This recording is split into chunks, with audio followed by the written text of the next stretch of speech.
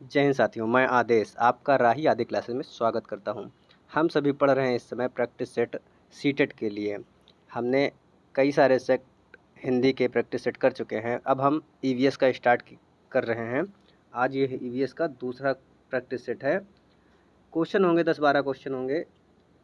कम समय में आपको थोड़ा सा दिया जा रहा है, बस उम्मीद है आप सभी अपना सहयोग देंगे। तो हमारा पहला क्वेश्चन है, भारोत्तोलकों को प्रायः ज़्यादा मांसपेशियां और बॉडी मांस बनाने की आवश्यकता होती है। इस उद्देश्य के लिए उन्हें ऐसा आहार लेने की आवश्यकता है जो डैश से भरपूर हो। Option A carbohydrate, option B वसा, option C vitamin, option D protein. तो इन सभी ऑप्शनों में से हमें उचित विकल्प का चयन करना होता है। तो यहाँ पर आप सभी ने देखा होगा, जो भी व्यक्ति जिम करने जाते हैं वहाँ पर वो प्रोटीन खरीदते हैं या अधिकतर प्रोटीन चीज़ युक्त लेते हैं। तो यहाँ पर जो हमारा आंसर हो जाएगा वह हो जाएगा ऑप्शन डी सही हो जाएगा। हम चलते हैं, हमारा अगला क्वेश्चन है।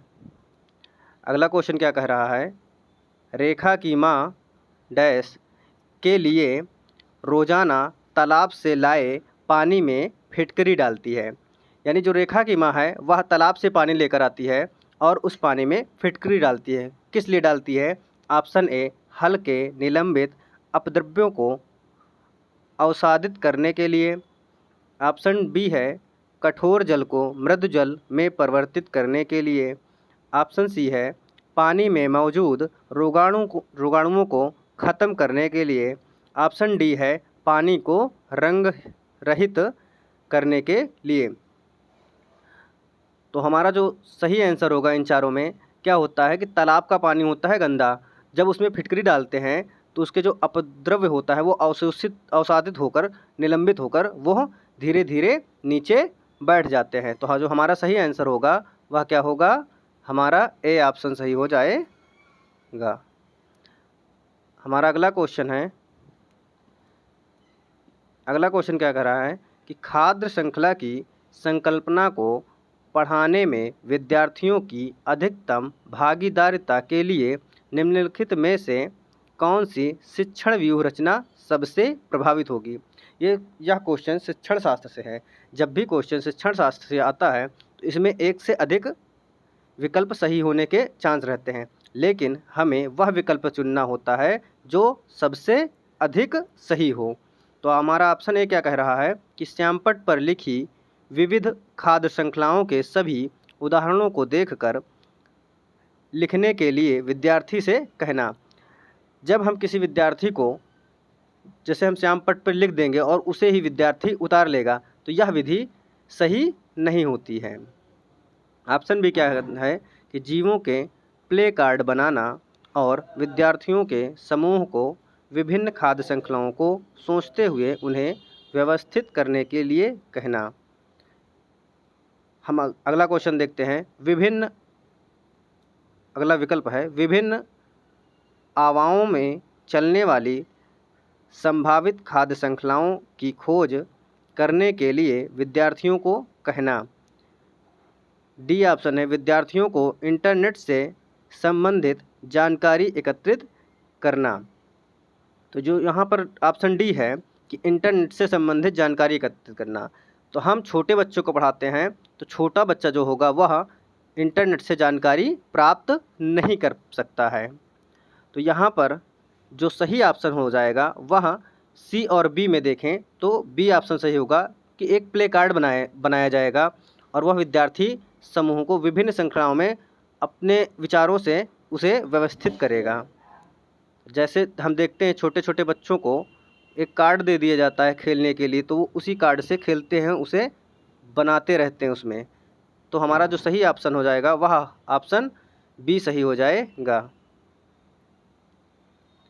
अगला क्वेश्चन है रेत और नमक के मिश्रण को पृथक करने के लिए प्रक्रियाओं के निम्नलिखित 4 क्रमों में से किसका उपयोग किया जाना चाहिए? ऑप्शन है वाष्पन, अवसादन, निस्तारण, निस्यंदन। ऑप्शन बी है निस्तारण, अवसादन, वाष्पन, निस्यंदन। ऑप्शन सी है अवसादन, निस्तारण, निस्यंदन, वाष्पन। ऑप्शन डी है निस्यंदन, निस्तारण, वाष्पन और अवसादन। सभी ऑप्शनों में सेम ही है, बस उनका जो क्रम है वह आगे पीछे दिया गया है। तो जो हमारा सही आंसर होगा वह होगा डी ऑप्शन, निस्यंदन, निस्तारण, वाष्पन और अवसादन। जो हमारा सही आंसर हो जाएगा इस क्वेश्चन का वह होगा ऑप्शन डी सही हो जाएगा। अगला क्वेश्चन हमारा क्या कह रहा है कि निम्नलिखित में से जीवन प्रक्रियाओं का कौन सा युग्म पेड़ पौधों और जीव जंतुओं दोनों में मिलता है? दोनों में मिलता है। ऑप्शन ए प्रजनन और भोजन बनाना। ऑप्शन बी है प्रजनन और अंकुरण, वृद्धि और अंकुरण। ऑप्शन सी है वृद्धि और प्रजनन। ऑप्शन डी है वृद्धि और भोजन बनाना। तो जो यहाँ पर पेड़ पौधों और जीव जंतुओं दोनों में मिलता है वह क्या है? वृद्धि और प्रजनन। यानी हमारा जो सही आंसर हो जाएगा वह हो जाएगा ऑप्शन सी सही हो जाएगा। हमारा अगला क्वेश्चन है, अगला क्वेश्चन क्या कह रहा है कि अंजलि की सहेली दांतों में क्षय से बचने के निम्नलिखित 4 तरीके बताती है। ऑप्शन ए है दिन में 2 बार ब्रश करें।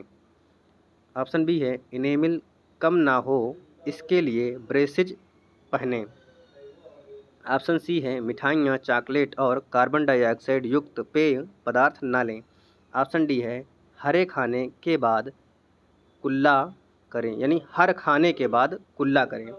तो जो यहाँ पर हमारा सही आंसर क्या होगा कि दिन में 2 बार ब्रश करें। दिन में 2 बार ब्रश करें यानी ए सही है। और उसके बाद क्या है कि हर खाने के बाद कुल्ला करें यानी डी भी सही है।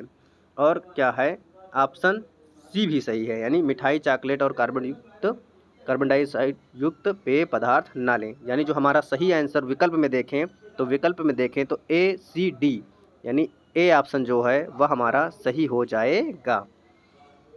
अगला क्वेश्चन है निम्नलिखित वेन आरेख का अध्ययन कीजिए, यानी ज़मीन पर रहने वाले जीव। फिर क्या है पानी में रहने वाले जीव और अंडे देने वाले जीव। पूछा क्या गया है निम्नलिखित में कौन से जीव जंतु एक्स में रखे जा सकते हैं। यानी यहाँ पर कौन से जीव रखे जा सकते हैं हमें बताना है। सर्पमीन, मछली, शार्क, मगरमच्छ। यानी हमें क्या देखना है कि ऐसा जीव हो जो ज़मीन पर भी रहे, पानी में भी रहे और वह अंडे देने वाले जीव जंतु भी होना चाहिए। तो ये जहाँ पर जो ऑप्शन होगा वह होगा मगरमच्छ, यानी जो सही आंसर हो जाएगा वह मगरमच्छ हो जाएगा। ये ज़मीन पर भी रह लेता है और पानी में भी रखता है और अंडे भी देता है। यानी जो हमारा सही आंसर होगा वह होगा ऑप्शन डी सही हो जाएगा। हमारा अगला क्वेश्चन है, अगला क्वेश्चन क्या कह रहा है कि डैश के लिए मछली घर यानी एक्वेरियम में हवा वाला पंप रखा जाता है। हवा वाला पंप रखा जाता है जलीय पौधों को अधिक कार्बन डाइऑक्साइड उपलब्ध कराने के लिए। ऑप्शन बी है अधिक ऑक्सीजन को पानी में घुलने देने के लिए। ऑप्शन सी है मछली घर को शोभा बढ़ाने के लिए। ऑप्शन डी है पानी को साफ करने के लिए। तो जो हमारा सही आंसर होगा क्या होगा? अधिक ऑक्सीजन को पानी में घुलने देने के लिए हमारा सही आंसर हो जाएगा ऑप्शन बी। अगला क्वेश्चन हमारा है क्या है कि जब एक मछली को पहले से उबले लेकिन कमरे के तापमान पर ठंड किए गए पानी से भरे एक्वेरियम में डाला जाता है तो वह मर जाती है। ऐसा इसलिए होता है क्योंकि मछली का एक्वेरियम का पानी ऑक्सीजन रहित है। ऑप्शन बी क्या कह रहा है मछली द्वारा पाने के योग्य नहीं है। ऑप्शन सी है खनिज रहित, ऑप्शन डी है मछली के तैरने के योग्य नहीं है। तो जो हमारा सही आंसर होगा वह क्या होगा, खनिज रहित है। यानी जो एक्वेरियम का मछली घर है उसमें पानी है वह क्या होता है, खनिज रहित हो जाता है जब हम उसे उबाल देते हैं। तो यानी हमारा इस क्वेश्चन का आंसर सी सही हो जाएगा। अगला क्वेश्चन है, अगला क्वेश्चन क्या है, निम्नलिखित में से कौन सा चांद की तरह चांद की सतह की विशेषताओं के बारे में सबसे अच्छा वर्णन करता है। पानी नहीं है, अपर्याप्त हवा, ऊंचे पहाड़। अगला ऑप्शन पानी नहीं, गहरे गड्ढे, ऊंचे पहाड़। अगला ऑप्शन हवा नहीं, गुरुत्व नहीं, पानी नहीं। D option and last option क्या है, हवा नहीं, गुरुत्व नहीं, समतल सतह। तो जो हमारा सही ऑप्शन होगा वह होगा क्या, बी, कि पानी नहीं है, गहरे खड्डे हैं, ऊंचे पहाड़ हैं। यानी इस क्वेश्चन का हमारा बी ऑप्शन सही हो जाएगा। अगला क्वेश्चन है, अगला क्वेश्चन क्या कह रहा है कि आरती एक पोस्टर पर एक बीमारी की रोकथाम से संबंधित निम्नलिखित सावधानियां पढ़ती हैं। क्या पढ़ती है कि ऑप्शन ए, अपने आसपास पानी को जमा न होने दें। ऑप्शन बी, पानी के बर्तनों, कूलरों और टंकियों को साफ रखें। ऑप्शन सी है, यदि कुछ जगहों पर पानी इकट्ठा हो जाता है तो तेल का छिड़काव करें। ऑप्शन डी, स्वयं के बचाव के लिए जाली का प्रयोग करें। पोस्टर का उद्देश्य डैश के फैलने के बारे में जागरूकता पैदा करना। ऑप्शन ए, चेचक और मलेरिया। ऑप्शन बी, डेंगू और eye flu. Option C, typhoid और हैजा। ऑप्शन डी, डेंगू और जापानी मस्तिष्क ज्वर। तो जो यहाँ पर हमारा सही ऑप्शन होगा क्या हो जाएगा कि ऑप्शन डी सही हो जाएगा कि डेंगू होने का खतरा होगा और जापानी मस्तिष्क ज्वर जो होगा वह होगा। तो हमारा इस क्वेश्चन का आंसर ऑप्शन डी सही हो जाएगा। हमारा चलते हैं, लास्ट क्वेश्चन हमारा क्या है कि निम्नलिखित में से कौन से शब्द युग्म शब्द समूह आपस में निकटतम रूप से संबंधित हैं। लौह, मलेरिया, अनीमिया, रक्त। लौह, हीमोग्लोबिन, अनीमिया, आंवला। मच्छर, डेंगू, लौह, गुड़। मच्छर, मलेरिया, अनीमिया, रक्त अल्पता। यानी हमें पर यहाँ पर बीमारी दिया गया है और उसके कमी या लक्षण दिया गया हुआ है कि किसकी कमी से क्या होगा। तो ये जो हमारा सही आंसर हो जाएगा क्या होगा कि बी ऑप्शन होगा, यानी लौह की कमी से हीमोग्लोबिन होता है और जब अनीमिया हो जाता है तो वहाँ आंवला होता है, यानी आंवले में अधिक आयरन पाया जाता है, यानी कमी होती है। तो यहाँ का क्वेश्चन जो सही होगा, इस क्वेश्चन का आंसर वो हमारा सही हो जाएगा, ऑप्शन बी सही हो जाएगा।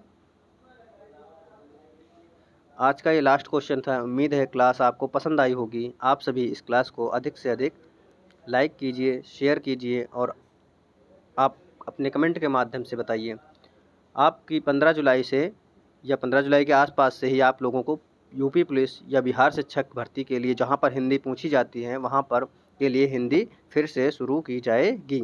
आज की क्लास को यहीं पे समाप्त करते हैं। धन्यवाद।